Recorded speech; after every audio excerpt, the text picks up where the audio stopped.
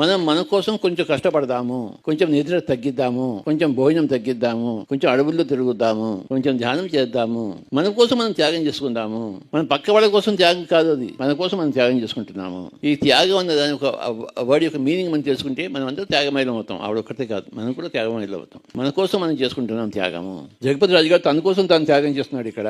Doctor గారు తన కోసం తాను త్యాగం చేస్తున్నాడు ఇక్కడ. ఎవరు చేసినా కూడా తమ కోసమే తను చేస్తున్నారు త్యాగము.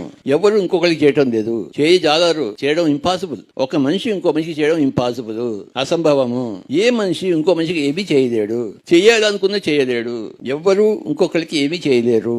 ఎవరికి వాళ్ళు చేసుకుంటున్నారు. అందరూ చేసుకోవాలి. పక్కవాడు నీకు చేయకపోతే నువ్వు చేసుకోవాలి. పక్కవాడు చేస్తాడేమని కూర్చుంటే అక్కడే అంతే సంగతులు. నీకెవడు నీకేమి రాదు, ఒక అడుగు కూడా ముందుకు నీకు నువ్వు చేసుకుంటున్నావు. నీకు నువ్వు బాగా చేసుకుంటే నువ్వు కొంచెం త్యాగం చేసుకోవాలి. నీ వర్తమానాన్ని కొంచెం త్యాగం చేసుకోవాలి. నీ భోజనాన్ని తగ్గించుకోవాలి, నీ నిద్ర తగ్గించుకోవాలి, నీ ధ్యానాన్ని హెచ్చించుకోవాలి, నీ సేవను హెచ్చించుకోవాలి, నీ కర్మలను సుకర్మలు చేసుకోవాలి. నీ సమయాన్ని నువ్వు అనేక విధాలుగా ఉపయోగించుకోవాలి. నువ్వు ఎవ్వరికి ఏమీ చేయలేవు, ఎవరు నీకు ఏమీ చేయలేరు.